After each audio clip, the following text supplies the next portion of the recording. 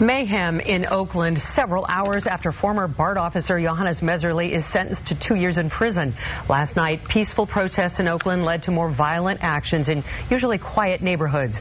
Dozens were arrested. Police stood strong, possibly saving businesses from more damage. Several windows were smashed. There was a little graffiti. And tonight, Oakland and BART officers are prepped just in case chaos breaks out again. KRON 4's Da Lin joins us live now from the Fruitvale BART station with more on the more prominent police presence. Da? That's right. Strong police presence at this BART station right here, this Fruitvale BART station. About a dozen of them were here. Why here? Well, that's because this station was where Oscar Grant was shot and killed. Authorities worry that protesters would come back here today to demonstrate, but that did not happen.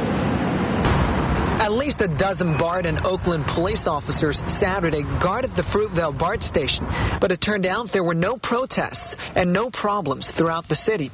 Friday was a different story.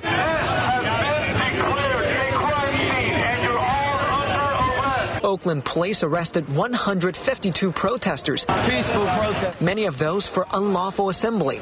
The trouble began around 6:30 after a peaceful rally in front of Oakland City Hall ended. A group of about 200 people decided to leave downtown and march to the Fruitvale BART station. The march appeared very unorganized. There was very little leadership. The people who were leading the march, about 6 blocks into it, started losing control of the crowd. For example, some demonstrators threw bottles into the crowd. Some people, you can see here, also fought each other. And along International Boulevard, just east of Lake Merritt, some protesters smashed windshields of an AC Transit bus and cars. They also broke a store's front windows. And someone set a trash can on fire. Police say some protesters even threw rocks at officers, and they claimed someone knocked a police officer to the ground with a large break.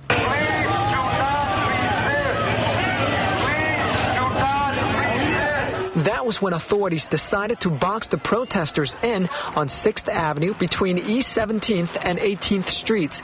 It was on that street that officers arrested 152 protesters. More than a third of those arrested live outside of Oakland.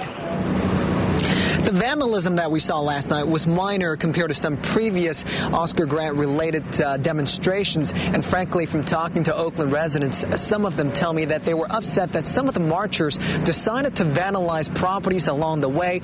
They say the acts of vandalism overshadow the purpose of the march, which they say was to demand justice and equality. Live in Oakland, I'm Da Lin, KRON 4 News. Police presence in Oakland last night. It may have helped keep damage to businesses in downtown Oakland to a minimum. KRON 4's Dave Gingona was in Oakland today to check out the aftermath of Friday's protest.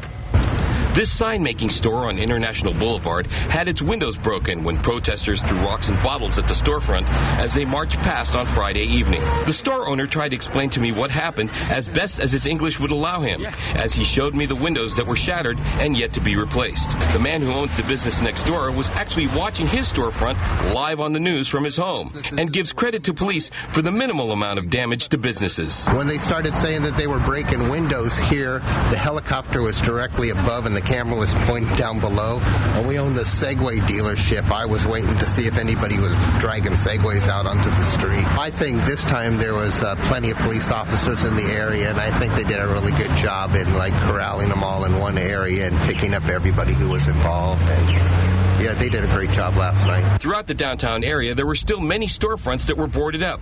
Some were open for business with the boards still up. Some in the process of taking the boards down.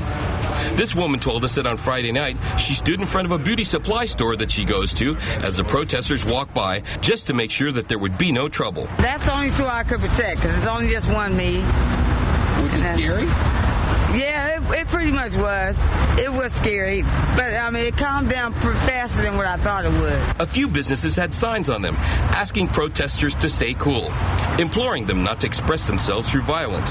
The boards that were put up at the youth radio studios on Broadway had flyers on them that left room for people to write down their thoughts for use in a future magazine article. One message read, "Oakland has heart. Let's not forget this. Stay strong for the truth." And another one simply read, "Rest in peace, Oscar." In Oakland, Dave Gingona, KRON 4 News.